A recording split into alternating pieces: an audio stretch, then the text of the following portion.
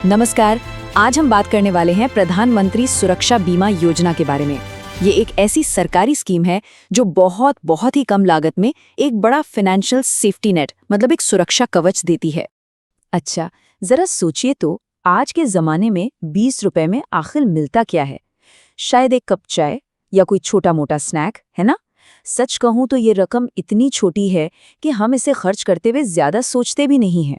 लेकिन क्या हो अगर यही 20 रुपए, वो भी सालाना, किसी मुश्किल घड़ी में, किसी दुर्घटना की स्थिति में पूरे 2 लाख रुपए तक की सुरक्षा दे सकते हैं?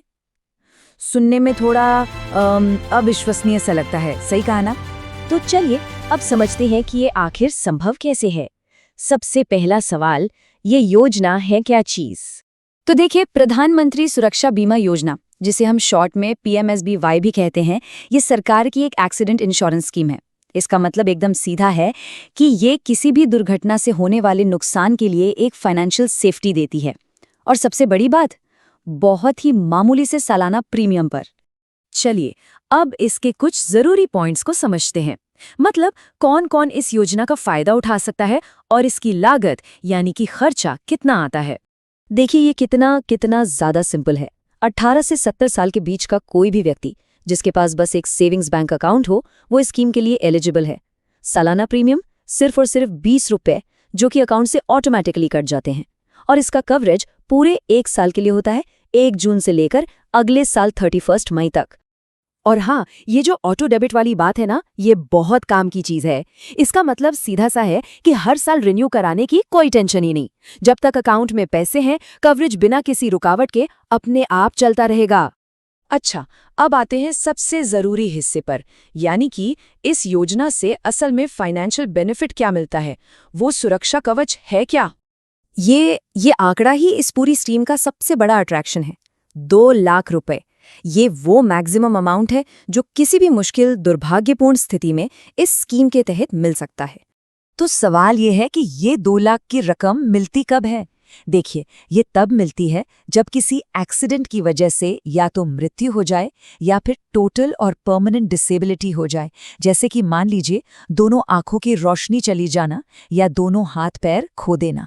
इस स्कीम में पार्शियल डिसेबिलिटी के लिए भी एक प्रोविजन है, जिसमें 1 लाख रुपए तक का कवरेज मिलता है। और ये 1 लाख की रकम तब दी जाती है जब एक्सीडेंट की वजह से परमानेंट लेकिन पार्शियल डिसेबिलिटी हो। मतलब जैसे एक आंख की रोशनी चली जाए या एक हाथ या एक पैर काम करना बंद कर दे। ठीक है, तो अब ये तो समझ आ गया कि स्कीम बहुत अच्छी है, लेकिन सवाल ये है कि इसमें एनरोल कैसे करें और अगर कभी जरूरत पड़ जाए तो क्लेम कैसे किया जाता है। अच्छी बात यह है कि प्रोसेस बहुत सीधा साधा। देखिए, इस स्कीम से जुड़ना बेहद आसान है। बस अपने बैंक की ब्रांच में जाना है, एक छोटा सा फॉर्म भरना है और वो जो 20 रुपए के ऑटो डेबिट की बात की थी, उसके लिए अपनी सहमति मतलब कंसेंट देना है। इनफैक्ट आजकल तो कई बैंक्स ये सुविधा इंटरनेट बैंकिंग या फिर ATM के जरिए भी दे रहे हैं। और अगर कभी क्लेम करने की जरूरत पड़ जाए तो उसकी प्रोसेस भी सीधी है। जो भी नॉमिनी है उसे बैंक या इंश्योरेंस कंपनी से कांटेक्ट करना होता है, क्लेम फॉर्म जमा करना होता है और अगर जरूरत हो तो एक्सीडेंट की FIR की एक कॉपी भी देनी होती है। चलिए अब एक और बहुत जरूरी बात समझ लेते हैं ताकि किसी भी तरह का कोई कंफ्यूजन ना रहे, और वो ये है कि ये स्कीम आखिर क्या कवर करती है और क्या नहीं। यहाँ एक बात बिल्कुल साफ समझनी होगी, ये जो स्कीम है ये सिर्फ और सिर्फ, मैं दोहरा रहा हूँ, सिर्फ और सिर्फ एक्सीडेंट से होने वाली मृत्यु या डिसेबिलिटी को ही कवर करती है। किसी भी तरह की बीमारी से होने वाली मृत्यु या डिसेबिलिटी इसके दायरे में नहीं आती है। ये एक प्योर एक्सीडेंटल इंश्योरेंस पॉलिसी है और कुछ नहीं।